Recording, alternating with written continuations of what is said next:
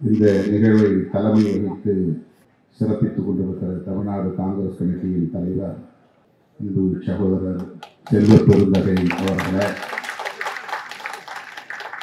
முன்னிலை வகித்து சிறப்பித்துக் கொண்டிருக்கிற சட்டமன்ற காங்கிரஸ் கட்சியின் தலைவர் சட்டமன்ற உறுப்பினர் ராஜேஷ்குமார் அவர்களை, அகில இந்திய காங்கிரஸ் தமிழக பொறுப்பாளர் டாக்டர் அஜோய் குமார் அவர்களை, அகில இந்திய காங்கிரஸ் கட்சியின் செயலாளர் திரு சூரஜ் எம்என் ஹெக்டே அவர்களை, அனைவரையும் வரவேற்று உரையாற்றி சிறப்பித்திருக்கிற தமிழ்நாடு காங்கிரஸ் கமிட்டியின் துணைத் தலைவர் திரு சொர்ணா சேதுராமன் அவர்களை, இந்த கருத்தரங்கத்தின் நோக்கத்தை விளக்கி உரையாற்றி அமர்ந்திருக்கிற இயக்க சீரமைப்பு மேலாண்மை குழுவின் தலைவர் மேனாள் நாடாளுமன்ற உறுப்பினர் அண்ணன் பீட்டர் அல்போன்ஸ் அவர்களை,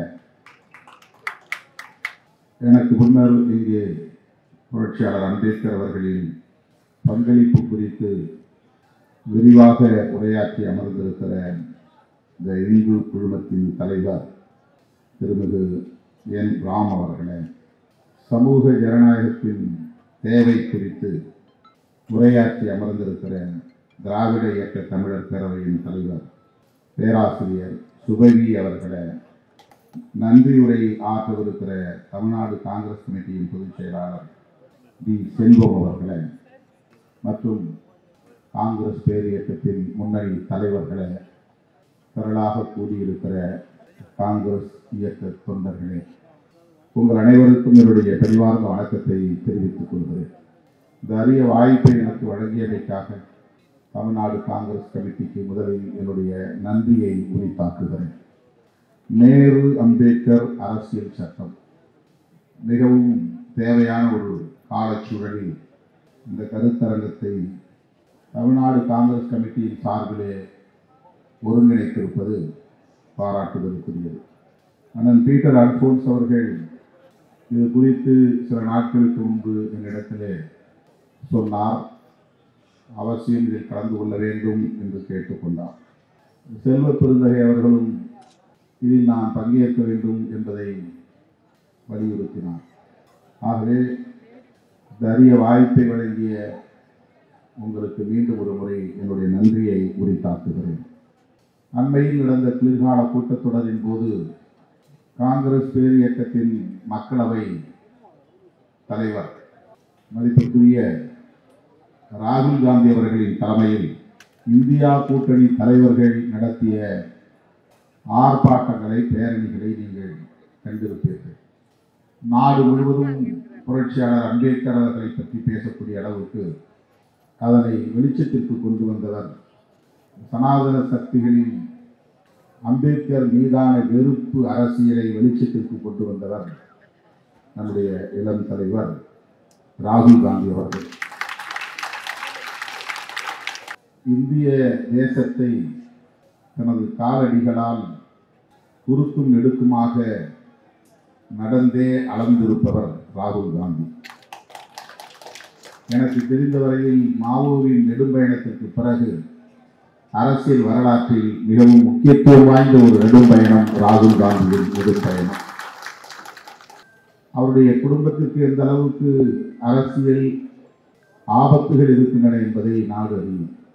இந்திரா காந்தி அம்மையார் அவர்களை எப்படி இந்த தேசம் இழந்தது, அதன் பின்னர் ராஜீவ் காந்தி அவர்களையும் இழக்க நேர்ந்தது. அப்படியான ஒரு நெருக்கடி நேரு குடும்பத்திற்கு உண்டு. இன்றைக்கு காங்கிரசின் ஒற்றை நம்பிக்கையாக இருப்பவர் ராகுல் காந்தி. அவரை இழக்க நேர்ந்தால் காங்கிரஸ் மட்டுமல்ல, தேசமே எந்த அளவுக்கு நெருக்கடிக்கு உள்ளாகும் என்பது அனைவரும் அறிந்த ஒன்று.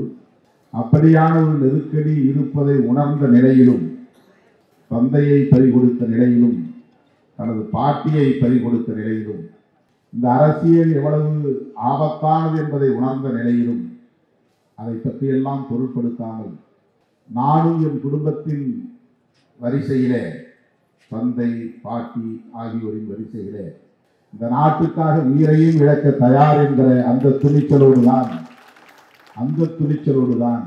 அவர் அந்த நடைபயணத்தை மேற்கொண்டார். கன்னியாகுமரியிலிருந்து காஷ்மீர் வரையில் நடந்தே போனார் என்பது சாதாரணமான ஒன்று அல்ல. அதே போல கிழக்கே இருந்து மேற்கே பயணித்தார். இப்படி இந்த தேசத்தை தனது காலடிகளால் அளந்து பார்த்திருப்பவர், மக்களை நேருக்கு நேர் லட்சக்கணக்கான மக்களை சந்தித்து மக்களின் மனதை அறிந்திருப்பவர் ராகுல் காந்தி அவர்கள். அவர் எதற்காக இந்த நடைபயணத்தை மேற்கொண்டார்?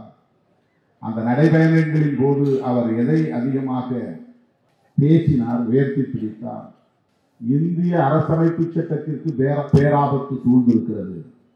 ஆகவே இந்தியர்கள் நாம் அனைவரும் ஒற்றுமையாக இருக்க வேண்டிய தேவை இருக்கிறது. காங்கிரஸ் கட்சியை வலுப்படுத்துங்கள் என்று அவர் கோரிக்கை வைக்கவில்லை. காங்கிரஸ் கட்சியை ஆட்சியில் அமர்த்துங்கள் என்று கோரிக்கை வைக்கவில்லை. என்னை பிரதமராக்குங்கள் என்று கோரிக்கை வைக்கவில்லை. இந்த நாட்டை காப்பாற்ற வேண்டும், குறிப்பாக அரசமைப்பு சட்டத்தை காப்பாற்ற வேண்டும், நாம் ஒருங்கிணைந்து எழுவோம் வாருங்கள் என்று கோரிக்கை வைத்தார். இந்த அளவுக்கான ஒரு விஷன், ஒரு பார்வை, தொலைநோக்கு பார்வை ராகுல் காந்தி அவர்களிடத்திலே இருக்கிறது என்பதை இந்த பயணத்தின் மூலம் அவர் உறுதிப்படுத்தினார். ஏதேனும் நடந்திருந்தால் ஒரு நாள் 2 நாள் என்கிற அளவிலே தேசம் கண்ணீர் வடித்திருக்கும். அதன் பிறகு ஆனால் அவர் அதை பொருட்படுத்தவில்லை. எந்த கட்டுப்பாடுகளுக்குள்ளேயும் தன்னை அவர் சுருக்கிக் கொள்ளவில்லை. எல்லா வரம்புகளையும் தாண்டி மக்களை மிக இயல்பாக சந்தித்தார், கைகுலுக்கினார். லட்சக்கணக்கான இளம் தலைமுறையினரை சந்தித்தார். அதில் அவர் மையப்படுத்தி பேசிய கருத்து அரசமைப்பு சட்டத்தின் பாதுகாப்பு, தேசத்தின் பாதுகாப்பு. ஏன் அரசமைப்பு சட்டத்தை பாதுகாக்க வேண்டும் என்கிற ஒரு தேவையை அவர் உணர்ந்தார் என்பது முக்கியமான கேள்வி. அரசமைப்பு சட்டத்திற்கு என்ன ஆபத்து? யாரால் ஆபத்து? எங்கிருந்து வருகிறது ஆபத்து? இதை நாட்டு மக்களுக்கு உணர்த்துவதுதான் அந்த நடைபயணத்தின் நோக்கம். அரசமைப்பு சட்டத்திற்கு ஆபத்து சனாதன சக்திகளால். யார் சனாதன சக்திகள்? சங் பரிவார்கள், ஆர்எஸ்எஸ், பிஜேபி உள்ளிட்ட சங்க பரிவாரங்கள் தான் சனாதன சக்திகள். அவர்களால் இந்திய அரசமைப்பு சட்டத்திற்கு என்ன ஆபத்து? இந்திய அரசமைப்பு சட்டம் தான் அவர்களின் முதல் எதிரிகள். இதைத்தான் ராகுல் காந்தி அவர்கள் திரும்ப திரும்ப இன்றைக்கு பேசுகிறார், மறுபடியும் மறுபடியும் உச்சரிக்கிறார். இதுதான் மிக முக்கியமான ஒரு செய்தி. அரசமைப்பு சட்டம் தான் அவர்களுக்கு முதன்மையான எதிரி. தேர்தல் களத்தில் காங்கிரஸ் எதிரி. ஆனால் அவர்களின் இறுதி இலக்கை எட்டுவதற்கு முட்டுக்கட்டையாக இருப்பது, தடைக்கல்லாக இருப்பது இந்திய அரசமைப்பு சட்டம். இந்திய அரசமைப்பு சட்டத்தை வகுத்தளித்தவர் புரட்சியாளர் அம்பேத்கர் என்று இந்திய தேசம் கொண்டாடி கொண்டிருக்கிற சூழலில் நேரடியாக அவர்களால் அந்த சட்டத்தை பகைத்துக் கொள்ள முடியவில்லை. புரட்சியாளர் அம்பேத்கரையும் பகைத்துக் கொள்ள முடியவில்லை. புரட்சியாளர் அம்பேத்கர் அவர்களை எதிரியாக பார்த்தால் அல்லது அரசமைப்பு சட்டத்தை எதிராக வைத்தால் கோடிக்கணக்கான பட்டியல் சமூகத்தினரையும் பழங்குடி சமூகத்தினரையும் பகைத்துக் கொள்ள நேரும், அரசியல் ரீதியான பாதிப்புகளை சந்திக்க நேரும் என்கிற அச்சம் ஒரு புறம். இன்னொரு புறம் காங்கிரசின் உயிர்ப்பு ஆட்களாக இன்றைக்கு எஞ்சி இருப்பது பட்டியல் சமூகத்தினரின் ஆதரவும் பழங்குடி மக்களின் ஆதரவும் என்பதை சனாதன சக்திகள் நன்றாக அறிந்து வைத்திருக்கிறார்கள். சிறுபான்மை சமூகத்தினரும் பட்டியல் சமூகத்தினரும் பழங்குடி சமூகத்தினரும் தான் இன்றைக்கு காங்கிரசுக்கு பெருமளவிலே ஆதரவு நல்கி வருகிறார்கள். இது நாடறிந்த உண்மை, உலகறிந்த உண்மை. அதனால்தான் பாரதிய ஜனதா, ஆர்எஸ்எஸ், விஸ்வ இந்து பரிஷத் உள்ளிட்ட எல்லா அமைப்புகளும் அம்பேத்கர் அவர்களை போற்றிக் கொண்டே புகழ்ந்து கொண்டே அரசமைப்பு சட்டத்தை மதிப்பதாக நடித்துக் கொண்டே பட்டியல் சமூகத்தினரின் பகையை தவிர்ப்பதற்குரிய முயற்சிகளை மேற்கொள்கிறார்கள்.